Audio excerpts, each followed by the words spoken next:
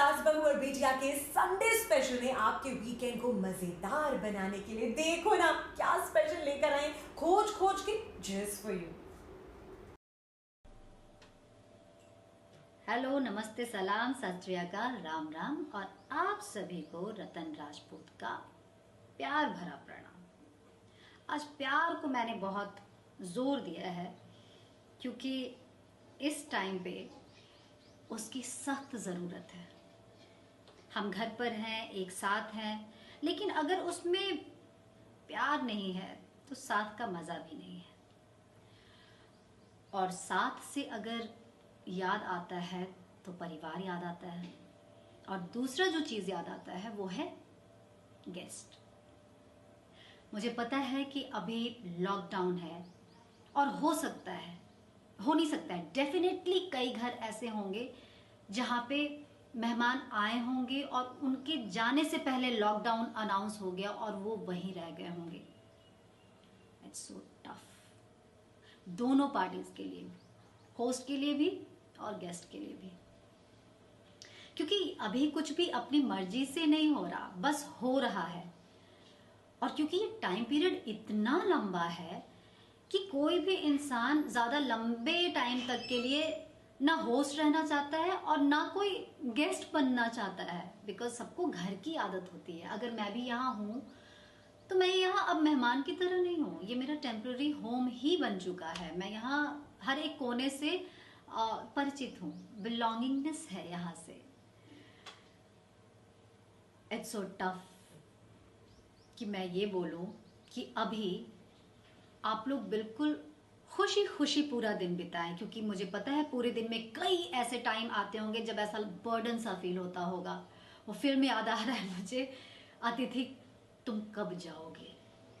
लेकिन प्लीज अभी उस भाव के साथ ना रहें, क्योंकि दिस इज द टाइम जब आप ये, जिसको सेवा भाव कहते हैं, सर्व करना कहते हैं, वो आप कर सकते हैं अपने घर में आए गेस्ट के साथ। और गेस्ट से भी कहना चाहूंगी कि अभी खुद को मेहमान तो बिल्कुल ना समझें राइट नाउ। अभी आप गेस्ट वाली एक्सपेक्टेशन या बिहेवियर छोड़ करके बल्कि घर वाले बन जाइए। कितनी सारी चीज़ें हैं लॉकडाउन में, हर चीज़ की परेशानी है, हेल्पर्स नहीं हैं, ग्रॉसरी के लिए स्ट्रगल करना पड़ रहा है। घर अगर छोटा है तो ऑलरेडी उसमें 4 लोग हैं और बाहर से आए हुए 3 लोगों की फैमिली है। बहुत सारी चीज़ें, स्पेशली इन मुंबई ये चीज़ें होती हैं, नॉर्मली भी होती हैं, लेकिन छोटे टाइम के लिए जब तक पता रहता है ना कि कोई गेस्ट आपके यहाँ 10 दिन के लिए आया है, तो आप मेंटली प्रिपेयर हो जाते हो, एक ट्यून हो जाता है और मज़े वाले मोड में रहते हैं। लेकिन अगर छुट्टी भी प्रेशर वाइज बढ़ जाए और वहाँ ज़बरदस्ती रुक जाना पड़ा तो बड़ा ही डिफ़िकल्ट टाइम हो जाता है। और अभी तो सबका टाइम डिफ़िकल्ट चल रहा है। तो मैं सिर्फ आप लोग को ये कहना चाह रही हूँ कि टाइम टफ है, लेकिन सिचुएशन को टफ ना बनाएं। सिचुएशन को जितना लाइट रखेंगे, जितना खुशी खुशी जिएंगे, उतना ज़्यादा ये टाइम जल्दी निकलेगा। अदरवाइज बहुत डिफ़िकल्ट होगा। कोऑपरेट करें ना, जैसे खाना बनाना है, कहाँ कहाँ बोझ लगता है, हमें बोझ लगता है कि खाना बना रहे हैं और कोई हेल्प नहीं कर रहा है। मिलजुल कर खाना बना लें, अपना अपना बर्तन खुद ही साफ कर लें। घर पे अगर झाड़ू पोछा सुबह होता है, अगर कोई घर में खाना बना रहा है तो दूसरा बंदा ये ना सोचे कि अरे मैं झाड़ू पोछा कैसे कर लूँ। भैया तुम कर लो, छोटे नहीं हो जाओगे। अगर 10 दिन के टाइम में नहीं किया है तो अभी कर लो, क्योंकि अभी ये परिस्थिति आई है। एक दूसरे की बहुत सारी चीजें हैं जो अभी चुभ जाती हैं, या ऐसा लगता है ये मुझे टोक रहा है या टोक रही है, वो सब चीज़ों से अभी निकलें। जैसे अगर टॉवेल है तो अपना सेपरेट ही रखें, जूठे बर्तन में ना खाए पिए, कोशिश करें अलग अलग ही प्लेट में खाना खाएं, हाइजीन लेवल पे। और वो भी इसलिए क्योंकि गवर्नमेंट ने ये रिक्वेस्ट किया है कि हम घर में भी हैं तो हमें कैसे घर के अंदर भी रहना है। तो माइंड ना करें, अभी बुरा मानने का समय नहीं है, कोऑपरेट करने का समय है। बेसिकली मुझे लगता है कि जितना मुस्कुराएंगे अभी, उतना ज़्यादा खूबसूरत समय कटेगा। और ये हम सबको पता है कि कुछ भी परमानेंट नहीं है। अब तक कुछ परमानेंट नहीं रहा है तो ये भी नहीं रहेगा, ये टाइम भी निकल जाएगा। थोड़ा लंबा जा रहा है लेकिन निकल जाएगा। और फिर हम जब उस टाइम पे पहुंच जाएंगे जब हम पलट कर देखेंगे ये टाइम कि क्या दिन थे यार। तो मैं चाहती हूँ कि जब लोग पलट कर देखें, मैं पलट कर देखूँ, तो एक स्माइल चेहरे पर आए कि कैसे हंसते खेलते हमने ये दिन भी काट दिया था। दुख ना हो किसी चीज़ का। तो अभी आप प्रेजेंट में जो कर रहे हैं वो ही कारण बनेगा आपके मुस्कुराहट का इन फ्यूचर।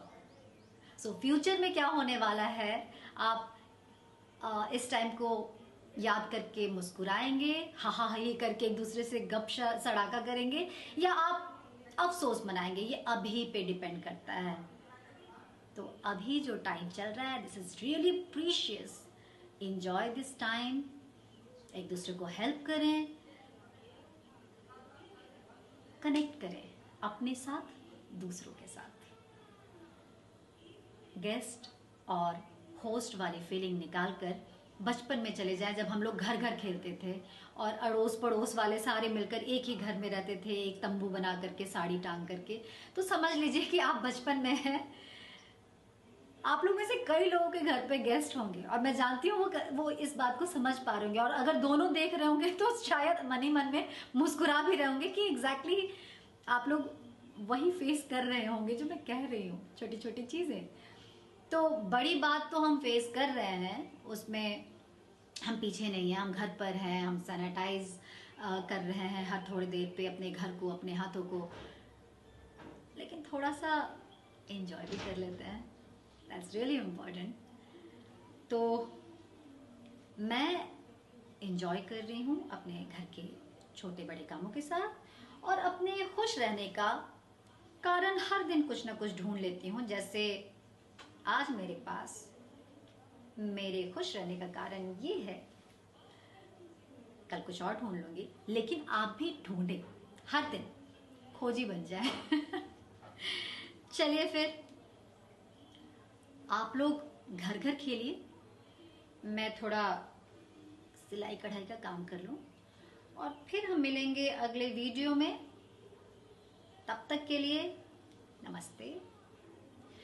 घर पर रहें, खुश रहें, दूसरों को खुश रखें, घर घर खेलें, गेस्ट होस्ट की फीलिंग ना रखें। जय भारत।